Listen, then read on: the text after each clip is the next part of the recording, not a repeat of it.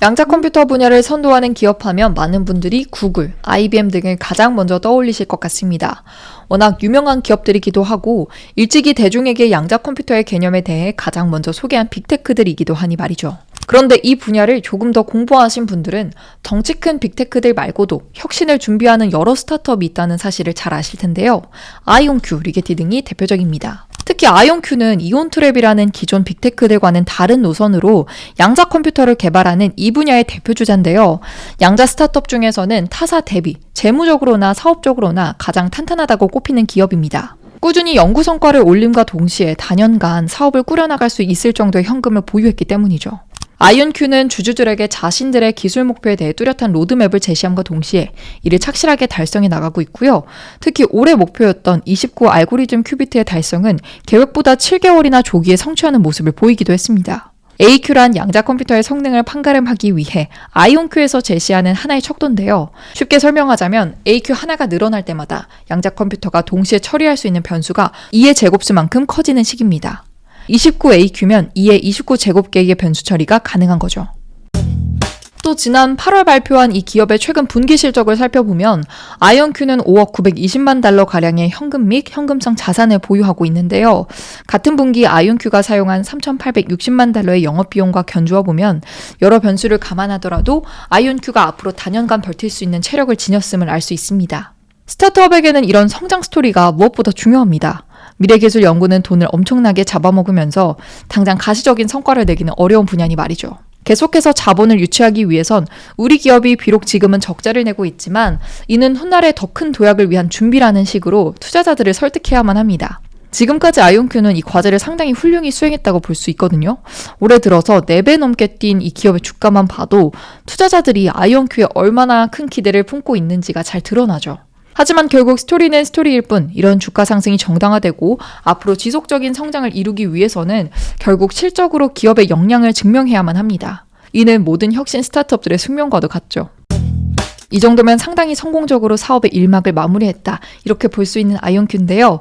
이 기업은 다음 단계로의 도약도 꾸준히 준비하고 있습니다. 아이온큐의 소식을 꾸준히 팔로우업 하신 분들이라면 아이온큐가 최근 들어서 지속적으로 부킹 증가를 강조하고 있음을 눈치채셨을 겁니다. 부킹은 체결은 되었지만 아직 실현되지 않은 계약, 쉽게 말해서 앞으로 발생할 매출을 의미하는데요. 이 기업은 올해 들어 지속적으로 2023년 연간 부킹 가이던스를 상향해 왔습니다. 그리고 지난 9월 26일부터 28일까지 열린 퀀텀 월드 콩그레스에서 아이온큐는 또 한 번의 호재를 전했습니다. 하나는 양자 컴퓨터 상용화에 대한 얘기였고요. 다른 하나는 대형 고객과의 파트너십 소식이었습니다. 현재 아이온큐의 최첨단 양자 컴퓨터는 아이온큐 포르테입니다. 29AQ를 자랑하는 이 기업의 플래그십 제품이라고 볼 수 있죠. 한눈에 봐도 엄청난 크기인데요.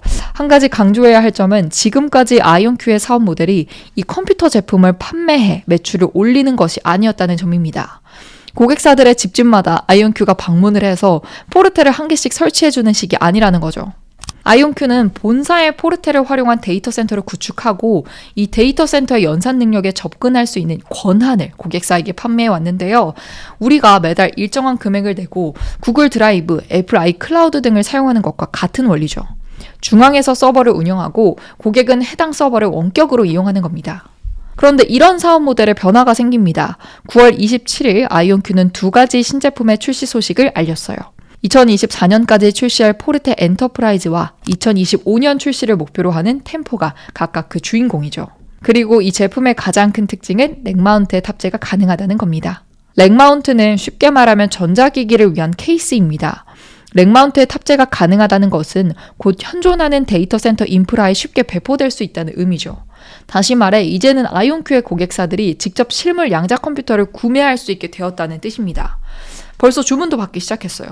이름에서부터 기업용이라고 못 박은 포르테 엔터프라이즈는 35AQ를, 아이온큐 템포는 64AQ를 목표로 합니다. 아이온큐의 피터 채프만 CEO는 오늘날의 양자 역량은 시스템 접근성 부재나 대규모에서의 부정 확성으로 인해 제한돼 왔다며 템포와 포르테 엔터프라이즈로 인해 아이온큐는 고객사에게 기존 데이터 센터 하드웨어와 함께 작동할 수 있는 양자 솔루션을 제공하게 될 것이라고 말했는데요. 2년 이내로 상업적 이점으로 작용하게 될 것이라며 자신감을 표했습니다. 쉽게 말해 2년 내로 자사의 양자 컴퓨터를 사용하는 기업들에게 돈을 벌어다 줄 수 있는 그런 제품을 제공하겠다는 겁니다. 이날 아이온큐는 신제품 발표와 함께 신규 파트너십에 대한 소식도 알렸습니다. 이 기업은 미국 공군연구소와 2,550만 달러 규모의 계약을 체결했는데요. 뉴욕주의 발음 기반의 양자 컴퓨팅 시스템 2개를 구축할 예정이라 밝혔습니다. 이는 아이온큐와 미국 공군연구소가 트랩 이온 시스템에 대한 액세스 제공 계약을 발표한 지 1년 만에 이뤄진 일입니다. 미국 연방정부는 2018년 국가 양자 이니셔티브를 출범한 이후 양자 기술 개발을 적극적으로 지원해 왔는데요.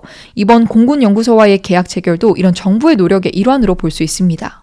더치 루퍼스버거 하원 의원은 국가 안보와 관련한 양자 기술과 그 응용 분야를 발전시키기 위한 공군의 노력에 박수를 보낸다며 우리는 군사 역량 강화에 있어 중국에 뒤처질 여유가 없다고 말했는데요.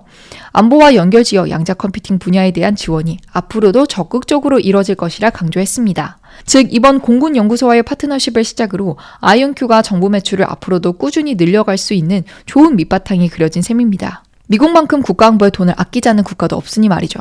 지금까지 아이온큐는 좋은 성장 스토리를 제시하고 자신들의 로드맵을 하나씩 달성하면서 수익화 단계를 밟아나가고 있습니다.